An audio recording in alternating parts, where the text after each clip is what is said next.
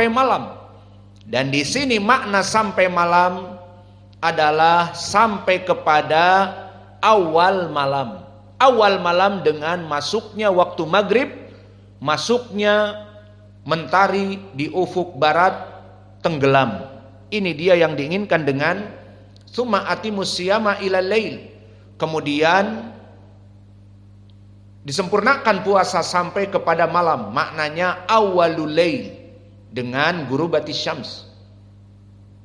Maka wajhu dalalah dihukumi itmamus siyam dengan ilal lail, dan makna lail di sini adalah awalul lail. Seperti akan diterangkan di dalam hadis yang akan datang, summa atimus siyama ilal lail ay aqbalul lail. Maknanya malam masuknya dikarenakan gurubatis syams, bukan malam setelah isya, malam jam 9, malam tengah malam jam 12, tidak. Tetapi awalul lail dengan masuknya ghurubis syams. Kemudian ini pendalilan Al-Quran. Pendalilan hadis seperti disebutkan di dalam matan. Banyak hadis-hadis yang muttafaqun alaih dan dikeluarkan ashabus sunan.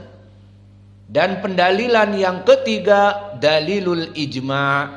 Maka telah sepakat kaum muslimin tidak ada perbedaan tentang permasalahan waktu masuknya iftar adalah dengan tenggelamnya matahari. Lalu mana dalil ijma'? Seperti dinukilkan oleh Imam Ibnu Abdul Bar di kitabnya Al-Istidhkar. Beliau mengatakan ajma'al ulama'u ala annahu idha halatis salatil maghrib faqad halal fitr lisaim fardhan wa tatawu'an. Maka telah sepakat ijma' kaum muslimin bahwa jika masuknya waktu salat maghrib berarti telah halal bagi semua orang yang berpuasa, baik puasa yang wajib seperti Ramadan dan puasa yang sunnah seperti puasa Daud, Itsnin wal Khamis dan yang lainnya. Maka ini penukilan ijma' yang dinukilkan oleh Ibnu Abdul Bar. Maka inilah pendalilan dari permasalahan kita. Kemudian setelah selesai dari definisi al-iftar dan juga dari penjelasannya, maka kita masuk sekarang kepada pendalilan di dalam matan. Qala ta'ala, maka pertama penulis beristidlal dengan Al-Quran. Qala ta'ala summa atimus siyama ilal lail. Maka ayat ini sebelumnya tentang penghalalan dari sahur. Allah berfirman wa kulu washrabu hatta yatabayyana lakum al-khaytul abyadu minal khaytil aswadi minal fajri. Baru setelah itu masuk summa atimus siyama ilal lail. Maka makanlah dan minumlah waktu sahur. Sampai kapan? Sampai terbit fajar di ufuk timur bagaikan benang putih dari benang hitam. Benang putih yang horizontal dari kegelapan malam, dan putih ini maknanya adalah fajar yang kedua. Kemudian diperintahkan setelah dilarang makan dengan terlihatnya benang putih dari benang hitam, summa atimus siyama ilal lail. Kemudian sempurnakan puasa sampai kepada malam hari. Makna ilal lail ditafsirkan oleh para ulama bimakna ila duhuli lail, ila awali lail, masuknya malam. Bukan pertengahan malam, bukan sepertiga malam pertama, apalagi sepertiga malam terakhir, bukan. Dan masuknya di sini seperti disyarah nanti di dalam hadis. Maka Al-Quran disyarah oleh hadis, saling melengkapi dengan hadis. Di dalam Al-Quran seperti ini maknanya apa? Bersifat mutlak. Summa atimus siyama ilal lail, maka sempurnakan sampai malam. Malam itu banyak. Malam pertama, malam masuk malam dengan tenggelamnya matahari, dan malam sepertiga pertama, malam tengah malam, midnight, maka ditafsirkan nanti di dalam hadis yang diinginkan awal masuknya malam, sehingga takdirnya di sini summa atimus siyama ila awalil lail. Ini takdirnya. Ila lail ila awalil lail. Maka mana pendalilan sekarang dari kemutlakan ayat ila lail maknanya ila awalil lail, hadis yang akan kita baca pada pertemuan sekarang. Qala al-Imamul Bukhari rahimahullahu taala, maka beristidlal penulis pertama dengan hadis yang muttafaqun alaih. Dinukilkan dari Imam Al-Bukhari, haddatsana Ali ibn Abdullah. Siapa? Ali ibn Abdullah ibn Ja'far ibn Najih, yang ma'ruf dengan Ali ibn Abdullah Al-Madini atau masyhur dengan Ali ibn Al-Madini. Dilaqabi dengan Ali ibn Al-Madini karena dari negeri Al-Madini, yaitu Al-Madinah. Maka dia hidup di Madinah dan juga di Basrah. Maka dia Al-Basri Al-Madani. Lalu dilaqabi dengan Al-Madini karena dari ahli Madinah. Adapun kedudukan beliau maka tidak usah dipertanyakan lagi. Keilmuan beliau sangat luas, terutama penyakit hadis, ilmu ilalul hadis, ilmu penyakit hadis. Maka para muhaddisin banyak. Namun orang-orang yang masuk kepada ilalul hadis mempunyai seperti dokter banyak. Namun dia dokter spesialis yang mengkhususkan masuk kepada ilmu hadis yang tidak banyak orang mengetahuinya. Maka ilmu ilal hadis adalah ilmu yang sangat sulit. Dari para muhaddisin tidak banyak dan jarang. Di antaranya seperti Ali ibn al-Madini dan juga Abu Hatim Ar-Razi dan juga bisa Abu Zur'ah dan juga Imam Al-Bukhari dan juga Imam Muslim dan juga Imam Ahmad. Maka mereka para jawara di ilmu hadis, para jagoan di ilmu hadis dan pendekar-pendekar ilmu hadis dengan mengetahui ilmu ilal.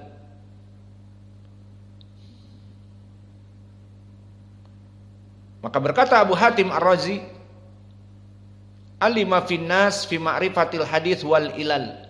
Maka dia dulu pekerjaannya mengajari manusia penyakit hadis, sehingga dia diakui keilmuannya. Dan berkata Abu Daud As-Sijistani, a'lam bi ikhtilafil hadis min Ahmad.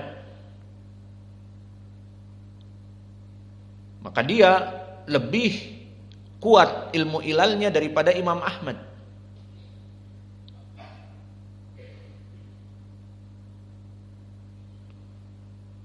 Dan bahkan Imam Ahmad meriwayatkan dari dia sebelumnya, kemudian setelah itu meninggalkannya.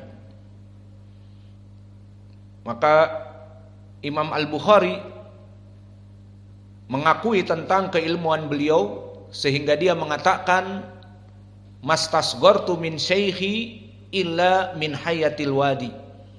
Maka aku tidak pernah merasa kecut dan merasa tidak punya apa-apa kecuali di saat aku duduk dengan guruku Ali ibnul Madini yang dilaqabi dengan Hayatul Wadi, the rattlesnake, ular derik padang pasir yang berbisa. Kenapa? Karena Imam Al-Bukhari mengetahui keilmuan Ali ibnul Madini, dan Imam Al-Bukhari mempunyai ribuan mudarris, mempunyai ribuan syekh. Jika kita membuka Sahih Al-Bukhari maka banyak sekali sanad-sanadnya. Haddatsana Abdullah bin Maslamah, haddatsana Musaddad, haddatsana Ismail ibnu Abi Uwais, haddatsana Fulan ibnu Fulan. Maka banyak masyayikh Imam Al-Bukhari, namun di sanad ini dia meriwayatkan dari Hayatul Wadi, dan dia merasakan bagaimana duduk ketar-ketir di depan syekhnya yang sangat kuat ilmunya. Maka baru menyadari Imam Al-Bukhari atas keagungan Ali ibn Madini. Namun seperti kami sebutkan, tidak ada gading yang tak retak. Sepandai-pandainya tupai melompat, dia pasti akan jatuh pula. Dan kullu ibni Adam khata' wa khairul khata'ina tawwabun. Setiap manusia itu ada kesalahan, maka jangan tertipu kalian dan kita semua dengan kecerdasan yang Allah berikan kepada kita, dengan kemudahan menuntut ilmu, dengan kemudahan dakwah, dengan apa saja. Jangan tertipu, awas. Wah, aku ini cerdas loh. Sekali baca hafal. Wah, aku ini pandai loh. Wah, aku ini bla bla bla. Jangan tertipu. Kenapa? Tak ada gading yang tak retak. Tidak ada manusia yang sempurna. Kullu ibni Adam khata'. Seluruh Bani Adam khata'. Maka Ali ibnul Madini keagungannya di ilmu hadis sampai Imam Al-Bukhari pun tidak berkutik di depannya. Imam yang agung ini tidak berkutik di depan Ali ibnul Madini. Namun tidak ada manusia yang sempurna. Al-kamalulillah. Kesempurnaan hanya milik Allah. Maka manusia Allah sengaja jadikan tidak sempurna. Mumpuni ilmunya, tidak mumpuni dari segi yang lain. Apa di sini jatuhnya Ali ibnul Madini? Berkata Imam Ahmad tadi, aku dulu meriwayatkan dari dia. Namun di saat ayamil mihnah, di saat fitnah khalqul Quran, maka dengan mudahnya Imam Ali ibnul Madini menyerah dan mengatakan Al-Quran makhluk atau semakna dengan itu. Maka akhirnya kecewalah para ulama ahlu sunnah yang lain dan para murid-murid ahli sunnah. Imam Ahmad dengan tegas, Al-Quran kalamullah, dipenjara, didera, dicambuk. Namun lihat bagaimana ujian yang Allah berikan. Innallaha idza ahabba abdan ibtalahu, bahwa Allah jika mencintai hambanya dia akan mengujinya dan hambanya sabar. Maka diuji dengan fitnah khalqul Quran. Maka Imam Ahmad tegar mengatakan Al-Quran kalamullah wa laysa bimakhluk. Al-Quran ucapan Allah, bukan makhluk seperti gunung, seperti langit dan bumi, tetapi dia ucapan Allah. Maka kelompok Al-Mubtadi'ah di zamannya dekat dengan sultan. Maka Ibnu Abi Duad dari Gembong, Mu'tazilah di zamannya berpikiran dari bid'ahnya Al-Quran itu makhluk. Pemikiran dari Jaham Ibnu Sufyan dan juga Al-Mu'tazilah, maka diekspos oleh dia dan kebetulan dia dekat dengan pemerintah di zamannya. Maka akhirnya dia bisa melobi pemerintah di zamannya agar asas akidah di pemerintahan Al-Ma'mun pada zaman itu harus mengatakan Al-Quran itu makhluk, bukan kalamullah.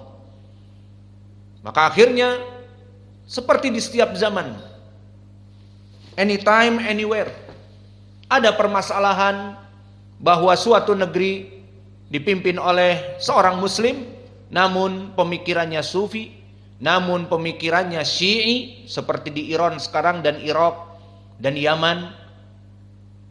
Maka itulah keadaan yang Allah inginkan agar menguji sebagian manusia beriman dan kufur. Maka di sini dijadikanlah khalifah di zamannya mengikuti Ibnu Abi Duad dari orang mubtadi yang mengatakan Al-Quran itu makhluk. Akhirnya karena diikuti fatwa ini oleh pemerintah, dijadikan akidah pemerintah harus di atas kebid'ahan ini. Maka akhirnya ditangkaplah ulama ahlu sunnah. Barang siapa yang mengatakan Al-Quran makhluk, langsung selamat. Dan wallahu alam, di sebagian narasumber selamat, tidak dipenjara, tidak dicambuk, dan bahkan mungkin diberikan jabatan yang baik. Karena pemerintah mengadopsi pemikiran itu. Maka jika para ulama sunnah memikirkan dan memberikan fatwa tentang apa yang dikatakan oleh Ibnu Abi Duad, berarti bergabung dengan kami. Maka tergelincir Ali Ibnul Madini dan dia manusia dan tidak sempurna, maka dengan mudah dia masuk kepada perkara ini. Namun para ulama mengatakan tetap di hatinya menyatakan bahwa Al-Quran itu makhluk, namun dengan mudahnya jatuh. Akhirnya para ulama seperti Imam Ahmad, kemudian setelah Ayamul Mihnah aku tidak meriwayatkan, karena manhajnya wallahu alam disebut manhaj melempem atau manhaj yang takut atau bagaimana, sehingga banyak para ulama setelah Al-Mihnah meninggalkan. Berkata Imam Ahmad, lam yarwi anhu ba'dal mihnah, hadatsa anhu summa amsaka an ismihi, wa kana yaqul hadatsana rajul summa taraka hadisahu. Bahwa Imam Ahmad dulu meriwayatkan, kemudian setelah Ayamul Mihnah jatuh Ali Ibnul Madini karena manhajnya, mauqifnya, akhirnya dia tidak pernah meriwayatkan lagi, dan pernah meriwayatkan beberapa waktu tanpa menyebut hadatsana Ali Ibnul Madini. Malu. Hadatsana rajul, maknanya gurunya Ali Ibnul Madini. Maka manusia tidak sempurna. Dan berkata Abu Zur'ah, la yartabu fi sidqihi, maka jangan ragu atas kebenaran dia, hatinya. Namun tarkur riwayah anhu min ajli al-mihnah, namun para ulama meninggalkan dia dikarenakan jatuh kepada khalqul Quran.